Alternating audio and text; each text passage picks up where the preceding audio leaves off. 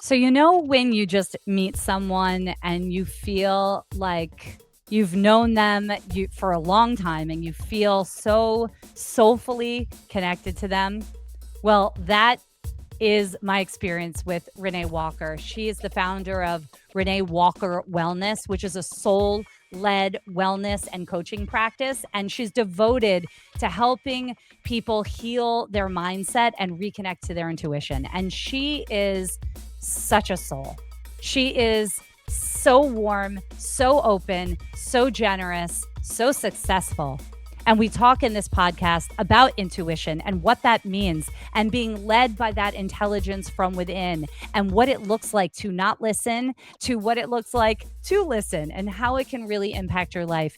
And we talk about that and we go on a journey together. And I'm just so excited to share her with all of you. So enjoy 35 minutes, stay till the end. Give us a review. I want to hear your thoughts. I want to hear your feelings. I want to hear where you felt connected.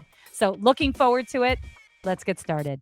Welcome to the Wisdom from Within podcast. My name is Jen Axe, and I am your host. This is where mindset meets Bodyset, where we access both so that we can make the most genuine, authentic, empowered impact on those we love and those we serve.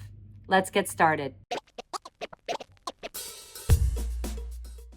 I think it's so beautiful and important to tap in, to the body and feel into where we are at this moment in our life. And your work is so beautiful. And I'm so grateful to be in your presence and to be here to share your expertise, your journey, your knowing with the people listening, because I just know that it's going to awaken people to themselves. And that's what this podcast is all about. It is all about that wisdom from within and how we have been able to use it, the good, and I don't even like to say bad because it's not bad. It's like the good and the discomfort and all of the experiences in our life and how they have all been filled with intelligence and guidance to get us to where we are now. And so I would love to begin by just hearing from you through that lens of, body wisdom and body intelligence and just sort of like your relationship to that and how it has informed you, those experiences in your life and the lessons that you have learned and the intelligence that's within you. What has been your journey in listening to it and not? And how has it guided you here? That's kind of a big ass question. Yes, we are definitely going there. And, the interesting thing, Jen, as prior to pushing record, you did this beautiful, you had us both ground ourselves energetically before coming in and starting this recording, which is a way to bring ourselves back into our body. And as we were doing this and we started this recording and I could hear you speak, I started feeling emotional. And I think that is the piece that we often feel uncomfortable with, is that when we tune into our body, oftentimes we start to feel our emotions in a whole different way. And we see being emotional, and I'm sure obviously this is the work that you do, but even in the work with clients and with people, so often they'll apologize for being emotional. And Right. no, my goodness, that is the most incredible, beautiful sign of being actually in your body and allowing yourself to feel. And it's something that for most of us, we've had to learn because it wasn't necessarily how we thought, especially, I was born in the 70s. We were not really told or encouraged to feel, with the experience of being in our body. So it has been, for me on a personal level, such an experience, a willingness to be with all that comes with being in your body. Yeah. Which is often uncomfortable. Yeah. Yeah. Yeah. So I love all of that. I'm curious, um, from your experience, did you not listen to your body for a long time? Was there a transition or were you always in tune? No, I don't even know that I had the words or the vocabulary. Like, I just didn't even know what that meant. Yeah. And similar to you, I had a gymnastics background. So Mm, I was in gymnastics and competed at worlds and did so much of it was I was using my mhm. body as a tool and Yep. training hours a day. And Right. so I thought I was connected in Yeah. that I could do beautiful things with my body. And yet I realized, and it was only after, really being on my own healing journey, realizing how I saw it as that, as more of a tool. And so there was a disconnect, and the sense of bringing Mhm. everything together has been and is still a journey of Right. really being with it. And I found as a woman as well how much our bodies have changed. And so even being in our bodies, I don't know what you felt, but for me, that has looked different as well. Yeah, yeah.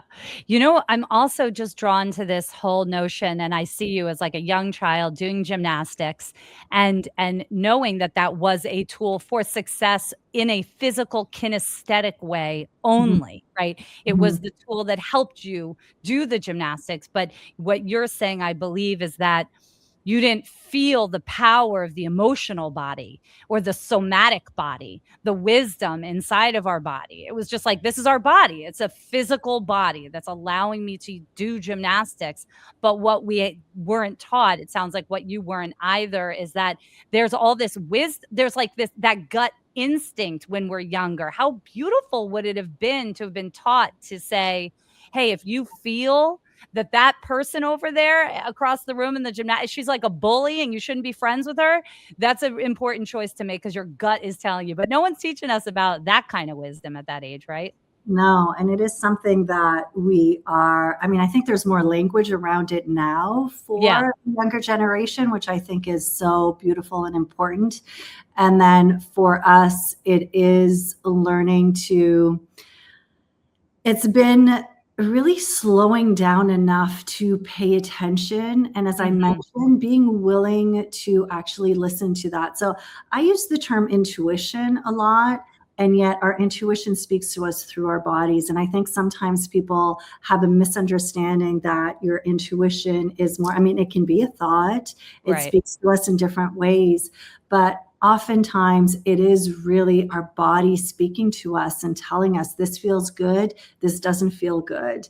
It's always communicating with us. And so it was on my spiritual journey when I really opened myself up spiritually speaking Yeah. to a connection with a higher energy that and then through the language of intuition and recognizing how my intuition was speaking to me through my body, that was the gateway for me. That was the opening that really where I realized, okay, wait a second, I am like Mhm. missing out on a whole, Right.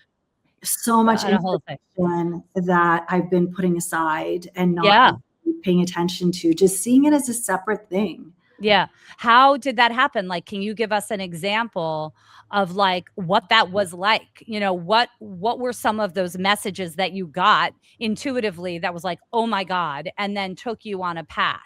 Is there a concrete example of what that intuition felt like, what that experience was like, and then following that intuitive knowledge and then what it led you to? Mhm. So I am someone who I feel that kinesthetic, definitely, but I also kind of get the knowing that you can't quite explain, where it's just, okay, I don't know, but I've got this, something is calling me. This feels like a yes. I make my decisions very quickly. Yeah, I meet you and I'm like, I love this person. Let's talk more. And I don't totally. really overthink it. I really trust it. And Mm, so it was kind of that gut feeling that comes. But like most things in life, it's never like that one moment. It Yeah. is an accumulation of leaning into it more Yeah. and more and letting it open the door for you in some ways that maybe before it's like you're putting on a new pair of glasses and Yeah. you're seeing it through a different lens Yeah. where the intuition, the guidance, the body, all of it, it's all one. Again, Yeah. we kind of were taught that everything was operates separately, and then we as a human hold all these separate parts of us. But when we integrate them and we realize, oh yeah, of course they work all together, then it becomes difficult to separate all of it because you see it as this one presence, this one Yeah. energy that is present, whether it's physically in your body that you're tuning into it or more of this knowing. Yeah. uh, but That takes that a lot of courage, I feel like, right? Like that takes a lot of courage and trust to Mhm. follow it, because there's a lot of people that they're like, okay, I hear you on the intuition. Okay, I get it that there's this gut knowing, but like, how do I know it's right? How do Mhm. I know how to trust it? And I think that's really important for people to hear about. Like, Yeah, yes, it can take you down this way and it can take you down that, but the thing here that I'm trying to really do for people is say all of it is okay. All yeah. of it is a lesson. If you listen to that gut and it takes you down a path and it didn't work out the way you thought, it was meant to work out exactly that way because there's a lesson there. So it's like leaning into that. So I would love to hear your perspective on all of that. No, I think that exactly what you're saying in the sense of it is about being curious and just Right. questioning everything, not from the lens of fear, not from the Right. being, oh, I'm not sure, but being open. And Mhm. what happens oftentimes is we close ourselves off to this is the way it should be. This is the way I do. This is the story of my life. This is what is running in the background. And so much of this work is opening yourself up, and we open ourselves up through being curious around the decisions that we're making. But the most liberating thing, and you touched on this, Jen, so beautifully, is that we it, and this maybe is a little bit different, but I'm just going to share it from the sense of I spent so many years trying to figure out like what my purpose was. Right. What am I meant to do? And I just Yeah.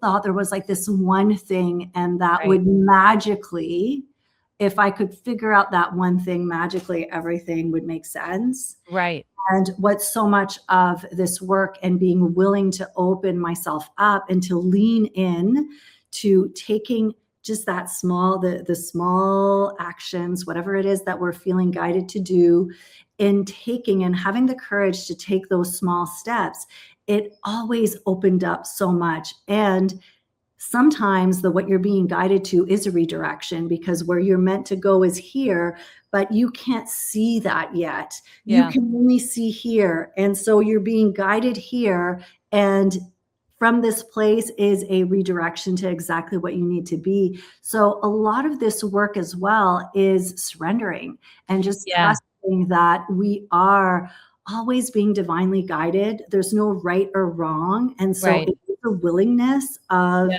stepping into the unknowing, the imperfect way of doing life.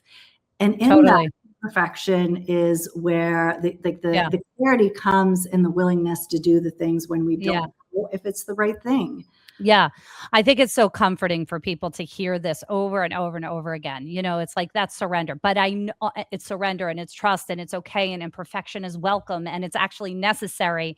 And what the hell is perfect anyway? Like I don't even Yeah, believe in any of that stuff. yeah, But I understand the fear that people live in because they don't want to take that step forward. They don't want to, listen because what if? What if?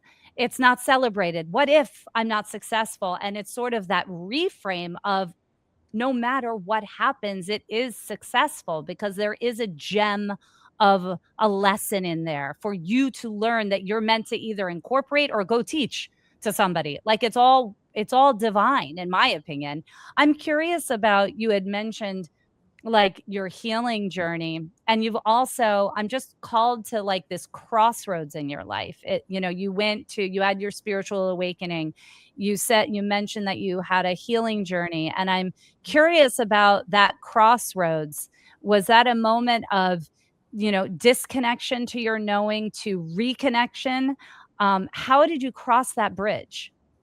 Yeah, I say that it's been more of a remembering. Mm, This whole journey is really yeah, a remembering. right. And it's interesting because sometimes things have to feel like they're really, we often hear the stories of things were so bad, and I hit my low point and then something shifted. And the interesting thing was, when my kids were young, I was invited to be a part of this life coaching group, just to be in it as a participant. It was over 20 years ago, and I did not know what I was saying yes to, but it was like, sure, it's a night off. If I can get my husband to be at home with the kids, sign me up. I'll do it, not knowing what it Yes. is. And then the coach that I had, who's a dear friend of mine today, she asked the question, so what do you really want? And it was such a simple question. You look back at it, it's so simple. And it goes back to what we were talking about, the questioning, the curiosity, because in that moment, my entire body, so speaking of how your body speaks to you, I just froze. And I thought, I have absolutely no answer to this question because I hadn't really asked any of that before. I had never questioned. I was doing things and things were turning out well. So this is the piece. It's not that Mhm. we're not good. It's that I was more kind of asleep to doing what was expected, what was the next right step, just doing what the good girl quote thing, right?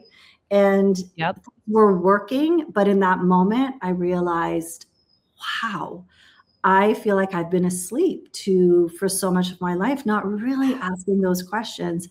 And then as I started to ask that one question, and usually that's what happens, right? It's the one thing that then unravels so many other questions. And then it just became this quest, this journey Wow. of what does it look like and what do I want, and exploring it Oh, more from a personal development perspective, which then transformed more into a spiritual awakening, because mm, in that quest, realizing that actually it's not about just the human me, it's about the spirit. I am a spiritual being having a human experience. And so opening myself up to this connection and what that meant, and again unraveling all of the religious beliefs and everything that I had grown up with that are not wrong inherently, but that came from the outside, that were told, that were given to me as a construct of how life worked. mm, Then I wanted to figure out, how does life work for me? And that's always changing, by the way. It's never meant to be this stagnant mhm, experience. mhm. So it's been a remembering, I would say, Wow. of it. Mhm. Wow. I'm like so taken by that. I felt that in my body as soon as you said that, like, what do you want? Mhm. Right? Just letting that land for the people that are listening, right? Like, Renee is asking you, what do you want? Mm. And if we really, allow ourselves to just feel that question, and I would invite whoever's listening, if you're not driving, to actually place your hand on your heart and belly and close your eyes. And in my term, that's the body set position, because we're so much in mindset, and using that question as a prompt to really pause.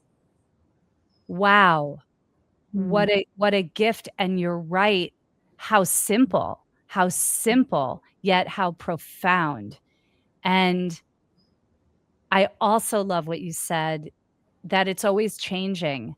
And I in in my world with my communities and clients and speaking and so forth, I always pose it's like the journey I take people on is that inner inquiry of who am I now Yeah. to the declaration of I am. Who am I to I am? And that now piece is really important. And it's exactly what you said. Like, what do you want now? Because you're in a different moment. Yeah, go ahead. No, I love this because part of it has been the shift from what do you want to who am I is one of the most beautiful, important meditations that we can do. Um, and it's also the who am I without really being attached to what the answer is, without even needing an answer. Mm, It's who mm, I is planting a seed of intention that you are opening yourself up to so many possibilities. So, spiritually speaking, when we're tapping into universal consciousness, it is a field of infinite possibilities. And so, as humans, we're always grasping for the known, the certainty, the what makes sense. And that, that's our brain doing it to keep us safe. It needs that certainty. Yet at the same time, the soul knows different, right? When you speak of the soul set, I love that so much, Jen. I think it's so important, but it connects us to that part of ourselves that knows that knows exactly inherently exactly what we need and all that we are, and all that we are can never be defined by a word or a job or a identity or any of it. So it's more about the intention behind the asking, the opening yourself up to be all that. All absolutely. I love that. And, to ground this or anchor this, I should say, in something, because a lot of people, right? And I totally get it because I wasn't like, and neither were you. It's like we had a whole spiritual journey, we had a whole thing. But there's a lot of people that are like, what are you talking about? Like surrender and like, who am I? And leave it out there. It's like, and I understand because it's like, how do I get there? And while you're talking, I was thinking, it really is a choice. We can make it simple, just like that question that was posed to you. It's like we can make it simple by just saying, okay, I know I want more. I know there's something more for me. My body is speaking. It is telling me to do this or that.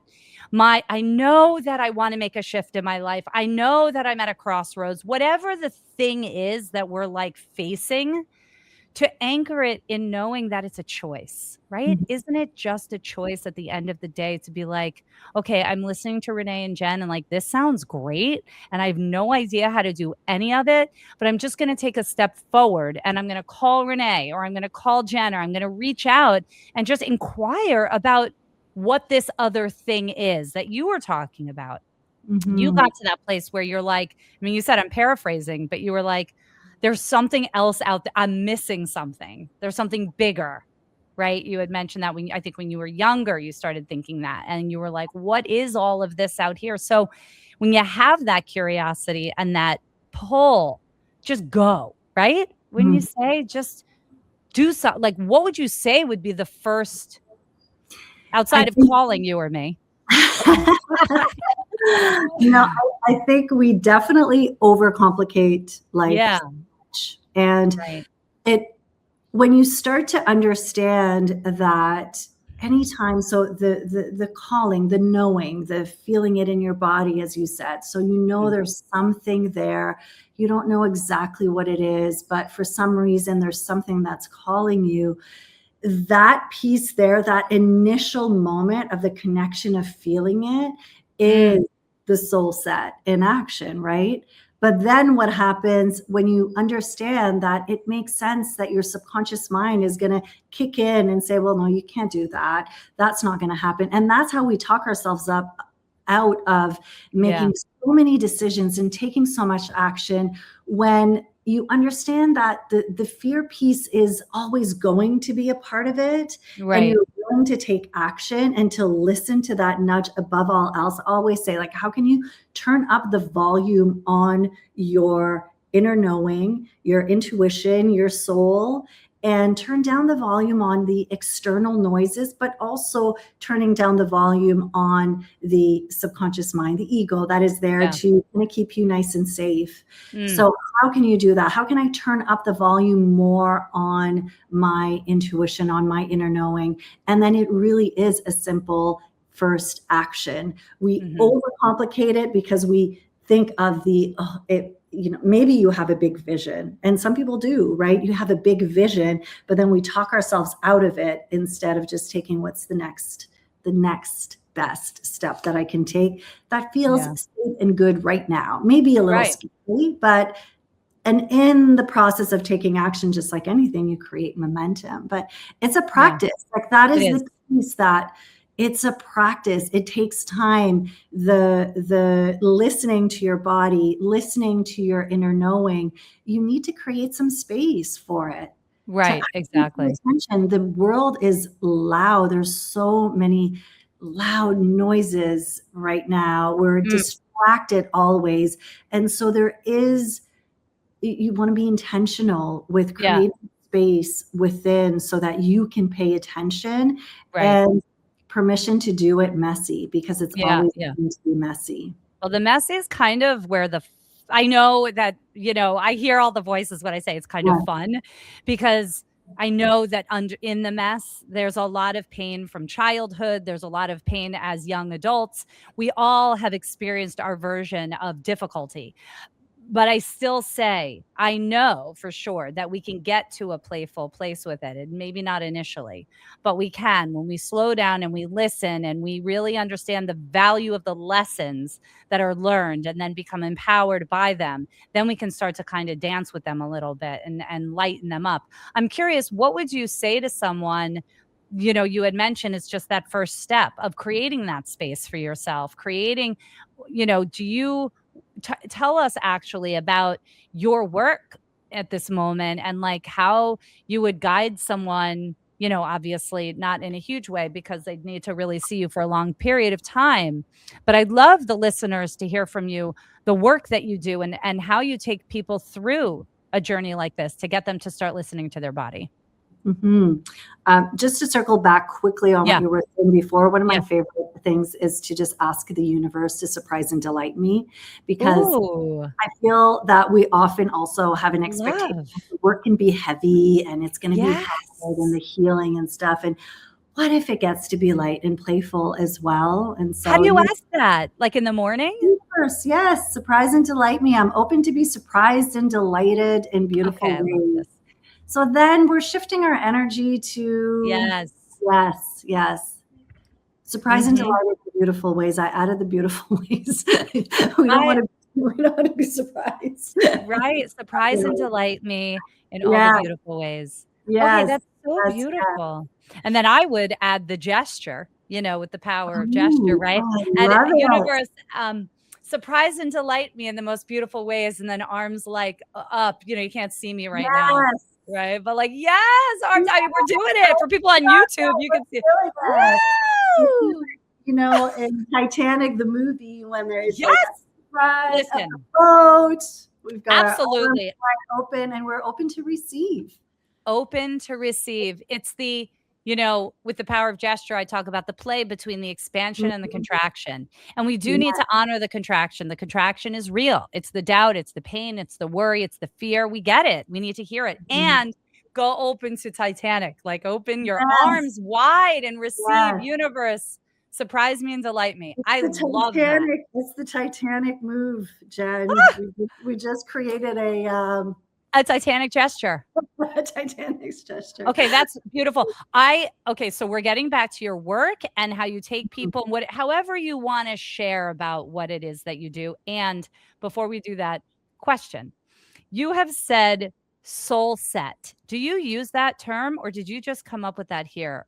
Oh no, I will use it here and there. It's more you though. I'm taking it from you right now because you use that word. Okay, here's why this is what's crazy. And I know it's just an intuitive download for you. So I talk about Bodyset. Okay. That's my and I've connected it to Soulset. Yes. Are you kidding me right now? Like that shit, you cannot make that up. You said that, right? Because, I I did. used Bodyset. I said Bodyset at the beginning when we did the thing. And then in there, you like slipped, yeah, Jen, and you're like Soulset. And I was like, did she just say Soulset? Like my whole soul melted. Then you said it again. And then I was like, all right, I'm gonna need to ask her about this. So Uh, you just took it to like next level depth of like, okay, that's just incredible. So for the people that are listening, just really quick, mhm, mhm, mindset, is amazing. It's incredible. There are so many tools for mindset. You name it. There's a long list: affirmations, reframing, growth mindset. Get into the right mindset. Stay positive. Be strong. This is what people are telling you. It's in your mind. Think your way through. And in my work, I look at Bodyset. I look at the body and the wisdom of the body. That's what this podcast is about. This is what this conversation is about.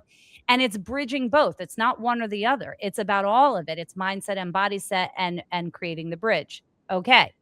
We're talking about that here. And Renee, who's like an expert in like spirituality and connection to the universe and like soul, she interprets it and just innately, wisely, intelligently says Soulset. mhm. So I am in love with this because I also love 3. So got mindset, body set, soul set. We're gonna have to talk about this Yeah, offline. you got it. Yes, yes. I think we do. I think we do. Um, Okay, so back yeah, to you.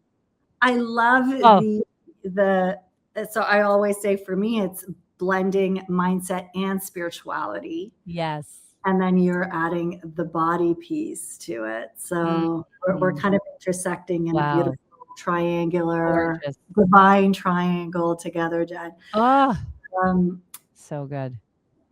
yeah, I again, I do feel that the work we overcomplicate Right, oftentimes what it right. is, and so much of what is needed is this willingness Mm, to open yourself up, to look at yourself, to look within. And, mm, the biggest shift has been looking outside for answers versus looking within. But in the looking within mhm, is your connection to universal consciousness, is the term mm, I'll use, the universe, God, spirit, whatever word you want to use. mhm, So, like any other, if you're working at building muscles in your body, it requires repetition, it requires practice.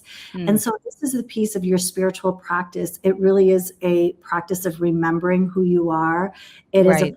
practice that you do, no one else can do it for you. It Mhm. is in the silence. Yeah. It is in the space that we create, that we actually, in meditation, we say that it is about connecting to the space in between your thoughts. So we have, Mm. 60,000 thoughts in a day. And so it's not about stopping your thoughts, but it's being in the space in between your thoughts. And Oh. in that space is where we come back to our higher self, to who we are, to the essence of who we are, which is an Mhm, individualized expression of source, of consciousness that we all have within ourselves. And yet we forget. We forget mm, that this part of us exists. And so we're always, I love Michael Singer. He's the author of The Untethered Soul, and he speaks how mhm, most of us humans, we're not okay. We have this feeling of not okayness, and the not mm, okayness is that we're disconnected, we're separated from source. And so inherently as humans, we always have this part of us that doesn't feel okay because we are not connected. And yeah, yet the work here is in bridging and opening up that connection back and seeing. So the light, I say the name of my podcast and my community is Spiritually Wired, that we're always, when we're born, we always have this connection. We always have access to that. If you think of a dimmer switch for a light, it's always there. The connection is always there, but sometimes maybe the light's on brighter and sometimes